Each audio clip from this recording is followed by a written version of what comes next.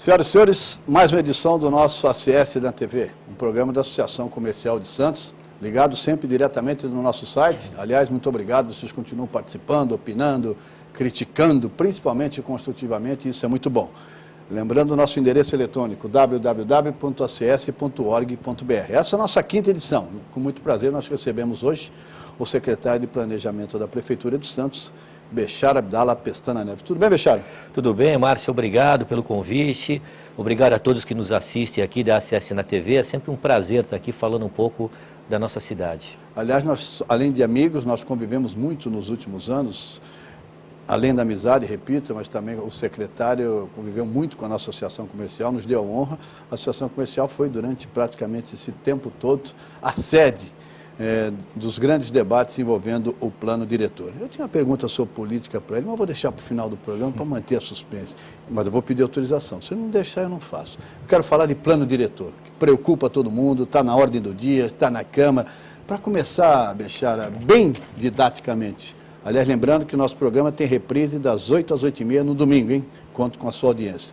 O que é o plano diretor? Para a gente começar didaticamente. Então, Márcio, o plano diretor é um instrumento importantíssimo para a vida da cidade, para o desenvolvimento, para a gente planejar o futuro da nossa cidade. Nós estamos num processo, há 2 anos, construindo essa nova proposta.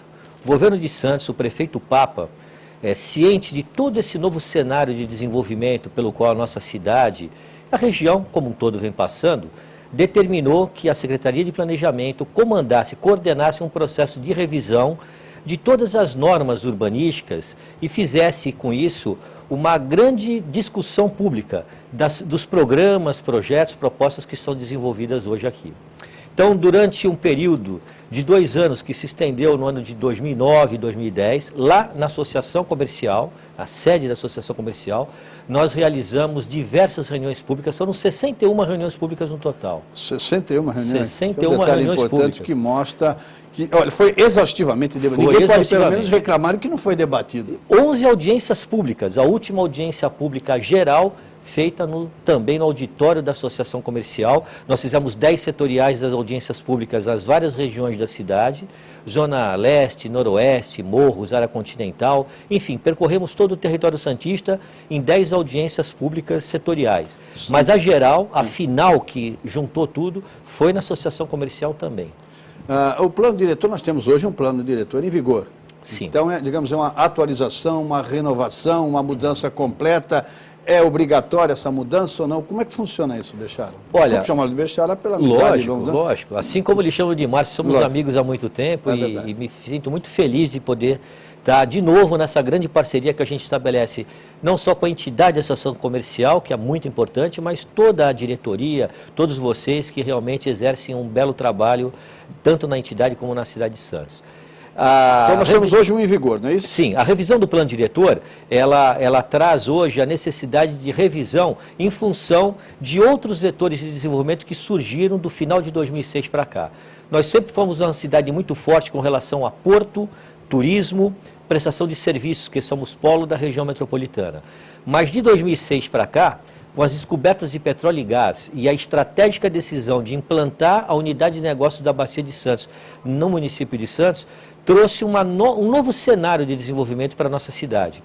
Associado a isso, a questão de 1 ano atrás, fomos pré-qualificados como Parque Tecnológico pelo governo do Estado de São Paulo, que também traz um outro desafio pela frente, que está diretamente associado a Porto e a petróleo e gás. Que, aliás, é um projeto do qual a Associação Comercial também participa no Conselho Consultivo, a implantação do Parque Tecnológico. Você lembrou bem, já houve o pré-credenciamento, que aconteceu lá, com a presença do então secretário de Desenvolvimento Alckmin, que hoje é governador. Exatamente. E a cidade está trabalhando, envolvendo não só a Associação Comercial, mas todas as universidades, no sentido de obter o credenciamento definitivo. Mas desculpa ele interromper, foi só para esse gancho. Lógico, e nesse sentido, com esta revisão e trazendo esses novos vetores de desenvolvimento, assim como a questão ambiental, que hoje é muito forte, face à qualidade de vida excelente que nós temos aqui, então temos que assegurar um processo sustentável de desenvolvimento, é crescer, mas crescer com qualidade, frente ao desenvolvimento urbano, enfim, aos grandes desafios. Nós estabelecemos no plano diretor geral 7 vetores de desenvolvimento,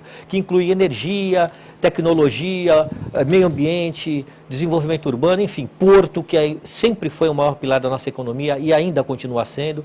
E nesse sentido nós estabelecemos para cada um desses vetores planos estratégicos, com objetivos, diretrizes e ações para se chegar à plena execução desses planos estratégicos. Esse é o plano diretor macro, que trata da política de desenvolvimento urbano e econômico com inclusão social, que é o grande desafio do plano diretor novo. Agora, além do plano diretor que traça as metas gerais de desenvolvimento econômico, e foi isso que o prefeito Papa trabalhou dentro de seu governo, com as várias secretarias municipais participando, e que levamos na Associação Comercial aos Conselhos de Desenvolvimento Urbano e de Desenvolvimento Econômico para analisar essa proposta do governo do Santos e aprimorar essa proposta. Quer dizer que a proposta, então, foi, digamos, vamos qualificar como pré-projeto. A proposta inicial foi feita pela Prefeitura, que colocou em debate para aprimoramento, aperfeiçoamento e alterações. Exatamente. Isso aconteceu ao longo dessas 61 reuniões, é isso? Ficamos muito felizes porque as propostas que vieram foram muito convergentes, vieram no sentido de contribuir, de incorporar, na verdade, o plano, trazer mais qualidade. Isso acontece tanto com o plano diretor geral, que pega a política de desenvolvimento urbano e econômico, né, que é, na realidade, é o planejamento estratégico da nossa cidade. Estamos trabalhando intensamente no planejamento, exatamente para que a gente tenha um processo de desenvolvimento que não traga prejuízos à qualidade de vida. Mas, associado a esse plano, nós já também produzimos 2 leis complementares a ele, que é o uso e ocupação do solo da área insular do município, da ilha, e o uso e ocupação do solo da área continental do município. Então, um processo rico, um processo intenso de discussões, onde a casa das discussões foi a Associação Comercial, está sendo ainda a Associação Comercial. Bom, a gente tem vários aspectos a abordar, mas eu acho que um dos principais, sem dúvida alguma, nós vamos, na sequência, sem dúvida, também abordar outros aspectos importantes, mas da área de construção civil, que é uma grande preocupação, está envolvida num grande debate.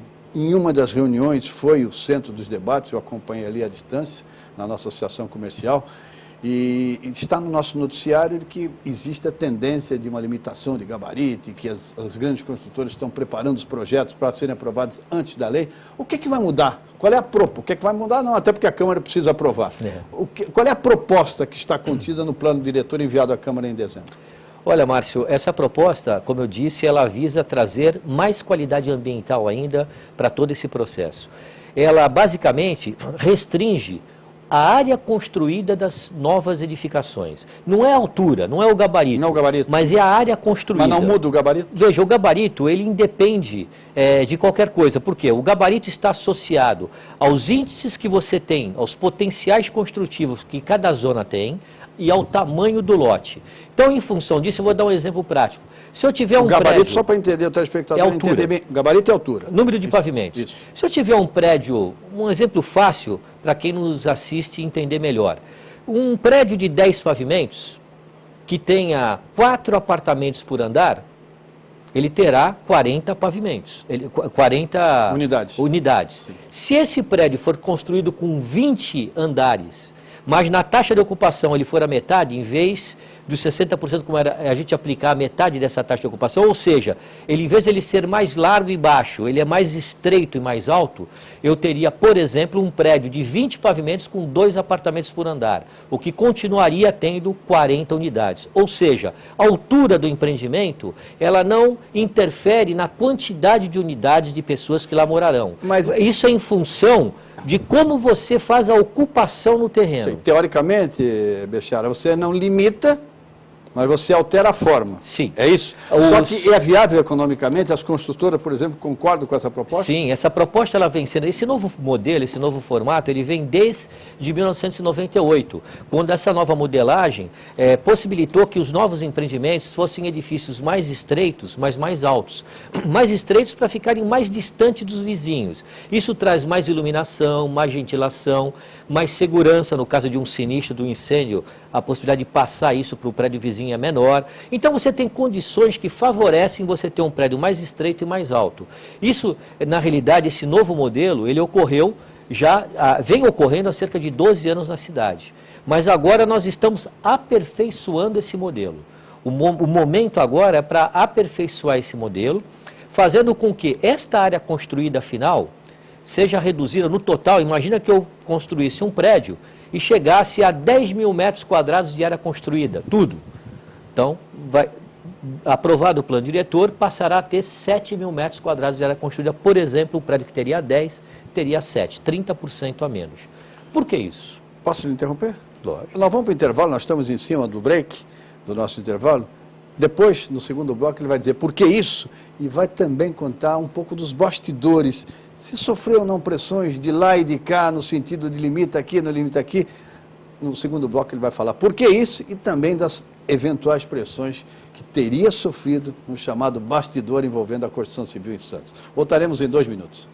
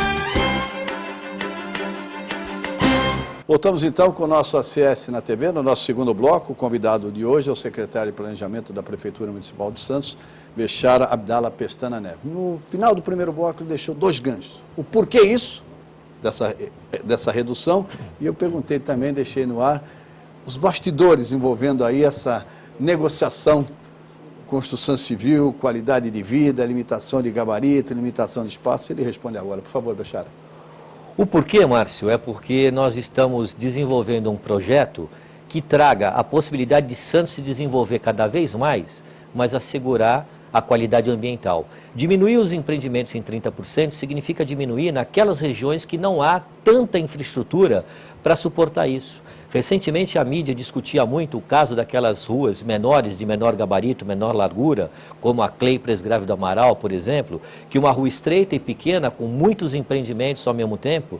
Então nós levantávamos a questão do impacto desses grandes empreendimentos em ruas menores e também da questão da ambiência, a relação que esse empreendimento tem com os vizinhos. O objetivo do plano diretor é garantir que nessas áreas de menor infraestrutura a gente tenha uma adequação melhor do empreendimento.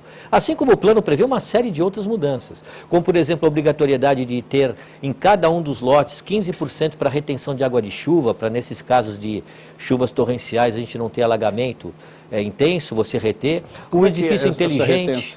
Essa retenção de água de chuva ela se dá em 15% do lote, onde a água ela tem que penetrar no solo, é uma área de jardim, para você diminuir a sobrecarga na rede de drenagem, ou então nós temos a possibilidade de fazer a retenção dessa água, armazenar essa água para um reaproveitamento de uso. Por exemplo, como propõe a própria Sabesp. Exatamente, lavar pisos de garagens, irrigar jardins. Essa é uma novidade no plano diretor? É uma novidade. Não tinha no atual, não tinha? Não tinha, uma novidade. Então é uma novidade. Assim como também é uma novidade o incentivo aos edifícios sustentáveis, edifícios inteligentes. Eu ia perguntar sobre isso. Nós temos criando... um em Santos, é isso? Ali na costa da MSC? Da MSC, exatamente. É único. E na realidade nós estamos querendo ampliar isso. Na verdade, conquistar os empreendedores a investirem mais nesse tipo de projeto que vale a pena, traz muitos ganhos na execução da obra, e principalmente para quem lá vai morar. Porque você terá um gasto de água menor, um gasto de energia elétrica menor, enfim, você vai ter grandes ganhos ambientais e econômicos para quem lá vai morar. Assim como o plano também prevê a elaboração do EIV, do estudo de impacto de vizinhança, que também para grandes empreendimentos é como o empreendedor vai mitigar o impacto, vai minimizar o impacto que ele gera no lugar que ele está implantado. O plano traz muitas novidades, ele está realmente muito interessante e agora eu acredito que no processo de discussão, o nosso foi muito intenso, 61 reuniões públicas, 11 audiências públicas, foi muito extenso. Mas agora a Câmara terá um importante papel, porque na Câmara nós teremos a oportunidade de aprofundar ainda mais, realizar outras audiências públicas e até outros detalhes que a legislação prevê e que nós estamos propondo, tanto para a área insular, como para a área continental também. Eu tinha deixado uma outra pergunta no final do primeiro bloco. E os bastidores? Houve pressão? Por exemplo, construção civil, que é um dos setores, que é um setor importante e fundamental, não só em Santos, mas para o desenvolvimento de qualquer cidade, gera emprego, enfim, tem uma série de benefícios, mas há sempre essa teórica incompatibilidade entre a construção civil e a manutenção da qualidade de vida. As entidades participaram, os grandes construtores participaram dos debates? As entidades participaram de todas as reuniões, a Secob, Sinduscom, Secov, participaram com seus representantes, titulares e suplentes, e levavam essa discussão aos seus fóruns específicos, amadureciam e traziam de volta para o Conselho. Nós temos aí, você pergunta como realizar esse processo. O grande desafio, Márcio, foi encontrar o ponto de equilíbrio. O ponto de equilíbrio entre nós termos que, na construção civil, ter alguns redutores que necessitam para que se alcance uma melhor qualidade de vida, mas sem expulsar o investimento privado da cidade. Você bem se lembra que antes mais precisamente na década de 90, 96, 97. Por aí, nós tínhamos uma intensa quantidade de obras nos municípios vizinhos, de Praia Grande principalmente, um grande boom imobiliário naquela época, na Praia Grande, Guarujá também tinha, São Vicente, e o grande desafio do plano foi trazer esse investimento de volta para o nosso município. E agora, com esses mecanismos que vão dar qualidade ambiental, que vão criar todas essas séries de mecanismos que trarão sustentabilidade, o edifício sustentável, o grande desafio é não errar na dose, fazer com que esse projeto encontre um ponto de equilíbrio entre a necessidade do empreendedor realmente ter esse perfil, investir no edifício sustentável, mas a gente não pode, de forma nenhuma, desestimular um segmento da construção civil que é importantíssimo para a vida das cidades. E digo mais de 75% dos investimentos na construção civil aqui residenciais, dados da própria Secob, demonstram que são para o próprio santista. O santista está tendo a oportunidade de comprar pela primeira vez, muitos deles, o seu primeiro apartamento. Alguns, pela melhoria do padrão econômico da cidade, estão possibilitando o upgrade, que é aquele cidadão que tem um apartamento menor, junta um dinheiro e passa para o maior. A própria linha de crédito que o governo federal oferece, com mais longa, com juros mais baixos, facilita que as pessoas comprem mais empreendimentos. Então, não queremos estimular a construção civil porque os santistas precisam, a cidade precisa, isso gera emprego, isso gera desenvolvimento. Mas nós temos que garantir que este processo seja um processo adequado que não traga prejuízos à infraestrutura, não traga prejuízos à qualidade de vida da cidade. Esse é o grande desafio. Estamos conseguindo.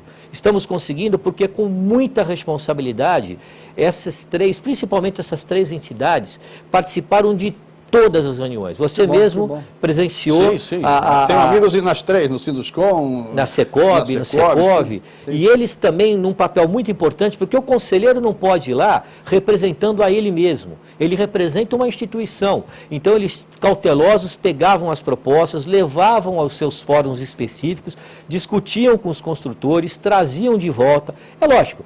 Nós vamos ter uma proposta de consenso. Uma proposta de consenso, porque quando foi votado... Não houve divergência, nós estamos quase no final do segundo bloco. Houve uma divergência, assim, em algum momento houve divergências entre a proposta, as ideias, a ideia da prefeitura e eventuais posições das construtoras, ou não houve? Márcio, não houve. O projeto foi aprovado por unanimidade, apenas com a ressalva, em 3 itens, do Sindicato dos Arquitetos. Eram 15 itens para serem votados, no uso e ocupação do solo da ilha. A grande questão é o gabarito. Tudo aprovado.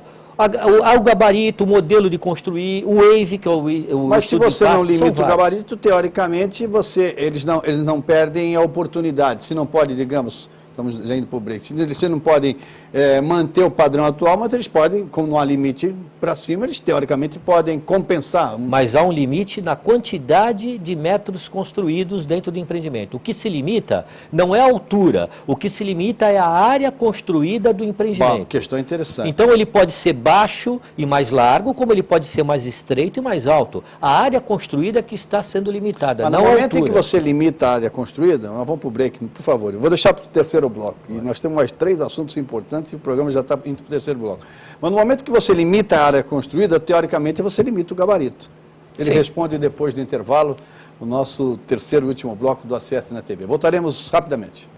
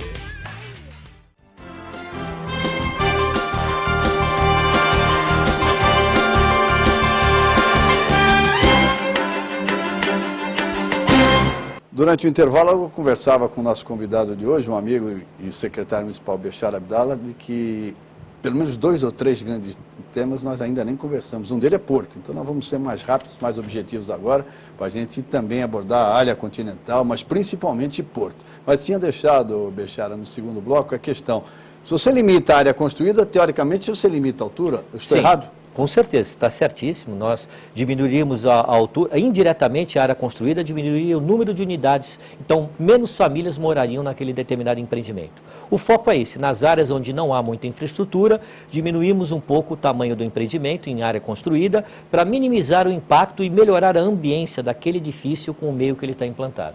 Para a gente entrar na área do Porto, vamos falar um pouquinho rapidamente da área continental. Quero que você fale um pouco da área continental, dentro desse foco do plano diretor e lei de ocupação do uso do solo, para depois a gente entrar no Porto. O que você pode dizer da área continental? O que é que esse plano prevê, ou idealiza, ou propõe para a área continental do Santos? A área continental ela tem enormes fragilidades ambientais e 90% da área continental continuará sendo área de proteção ambiental. Mas nós temos uma parcela do território que é passível de intervenção e muita intervenção. Nas zonas urbanas como Caruara, Monte Cabrão, Iriri, onde moram hoje pessoas, o objetivo do plano é intensificar as ações de regularização fundiária. Agora, o grande link da área continental é realmente o porto. Esse é o grande desafio. O porto precisa crescer, se desenvolver. Nós tivemos aí o planejamento do porto no início do ano passado, apontando para praticamente triplicar a movimentação de cargas dos portos até o ano de 2024, são um horizonte aí de 15 anos pela frente. Sim, são 3 cenários com 5 anos, 10 anos e 15 anos. E com 15 anos, num cenário não otimista, regular, é capaz de chegar a mais de 250 milhões de toneladas. Exatamente, 9 milhões de teus de movimentação, é triplicar praticamente a movimentação que nós tínhamos até pouco tempo atrás.